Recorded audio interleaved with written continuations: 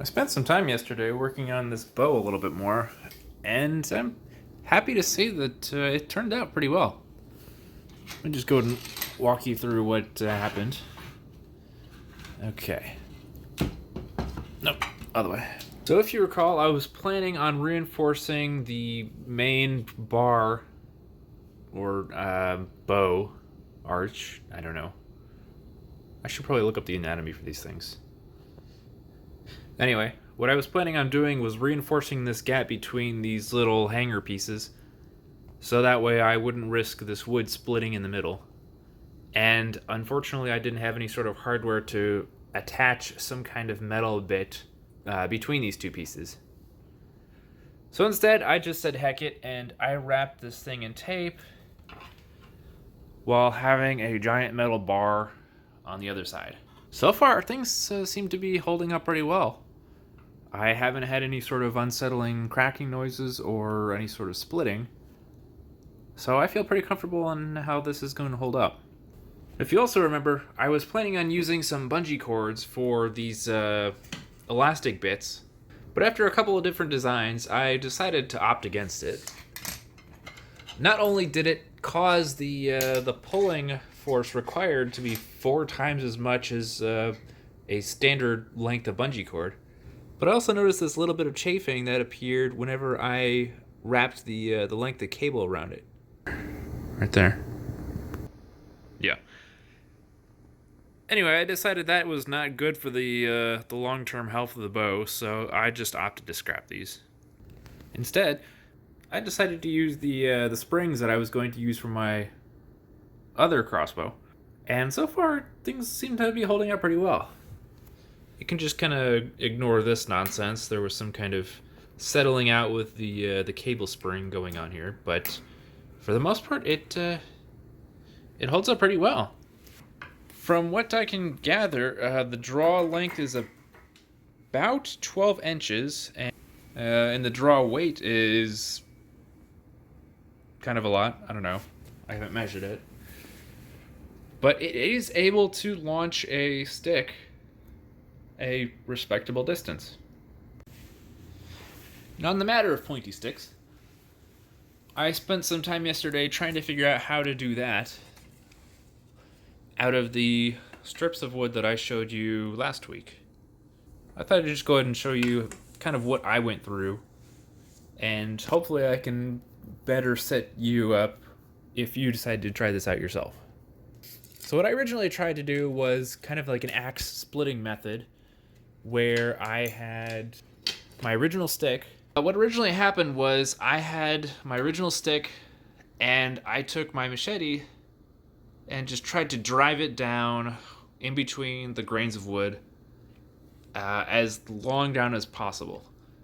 This didn't really end up working too well because the grain didn't really go in the direction I hoped, and I ended up just shaving off a small little piece of it.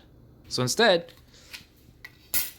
what I had to do was take a box cutter or some kind of utility blade, and I just went over and over, scoring a line the entire length of the rod.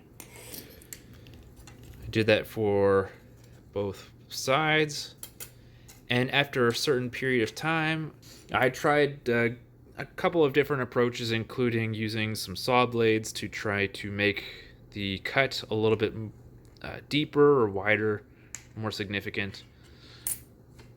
And after a certain point, I just went through with the machete blade again and slowly hammered it down along or as close to the cut groove that I made as possible. What I ended up with was a relatively rough, straightish piece of wood. And I eventually went over this with my utility knife, just kind of shaving off some of the rough edges. And I also shaved down this end into a little bit of a point. If you're to try this, I would highly recommend... Oh, there's an ant. If you're going to end up doing... if you're going to do this, do keep in mind that you are going to be weighing your resources of both time and tools. If this is all that you have, you can make it work, but you're going to be spending a lot more time using it. Conversely, if you've got power tools, you're going to be spending a lot less time working on this. However, you're going to be removing a lot more material in doing this. I don't know if that really matters to you. In my case, that kind of did, because I didn't really have a whole lot of wood to work with, and I didn't want to turn a majority of this into sawdust. Now, this isn't really much in terms of an arrow, but I did kind of start a little bit of work in making this a little bit more of the traditional type of arrow that you might think of. That includes getting my camera to focus. That includes making a little notch so that way I can properly nock my arrow. And then I just wrap the end in a little bit of packing tape to prevent some of this wood from splitting and making this useless.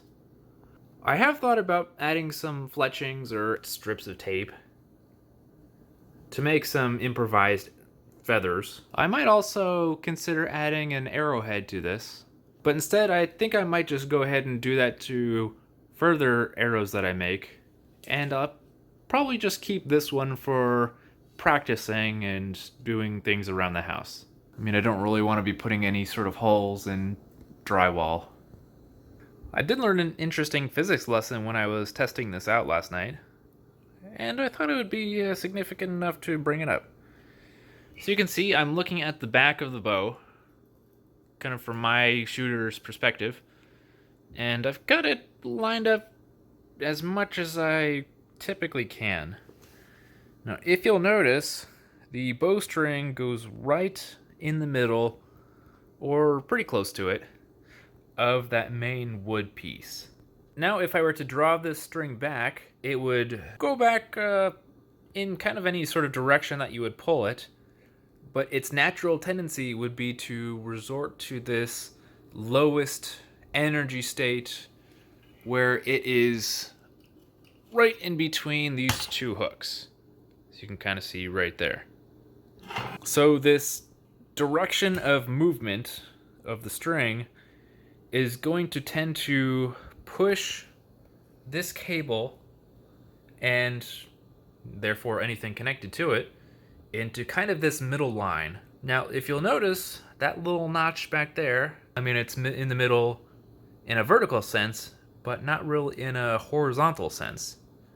Now, what this means is that any sort of push applied to this arrow is going to be off-centered from the center of balance that we talked about.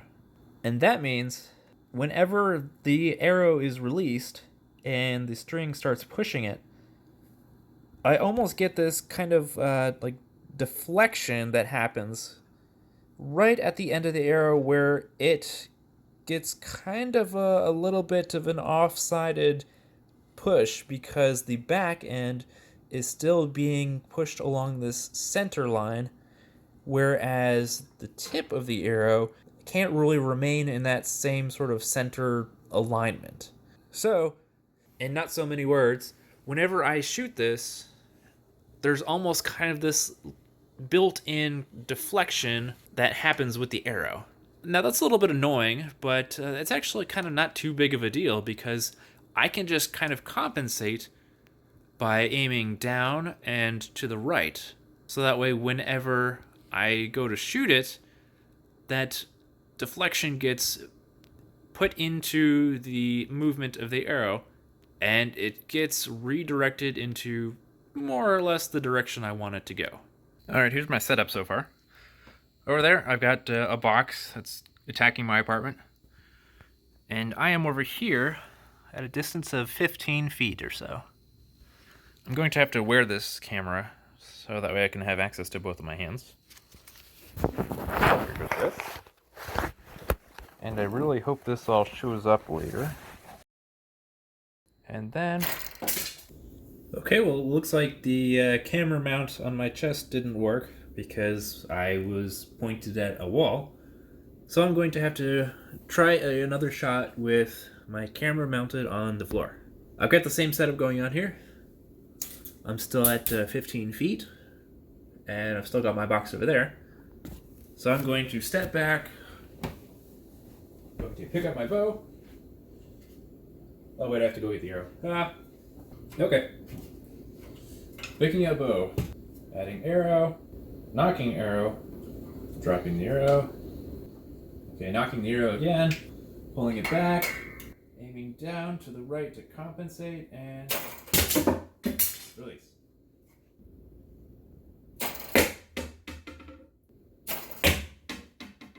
Now keep in mind, I'm just doing this with a pointy stick. I might get around to making actual hunting arrows, but I don't think I really need them right now. Like I said, I don't want to fix any holes in drywall. Although it is kind of annoying having to go get my one and only arrow every time I shoot it.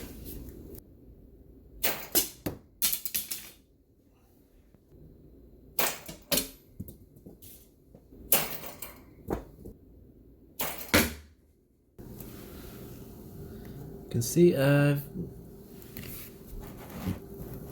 pulled that out. I don't know. It's like about an inch of penetration. I think that's pretty nice. In summary, was the thing annoying to build? I would say so, yeah. However, I'm actually pretty happy with how things turned out. I think there's some kind of life lesson to be learned from that.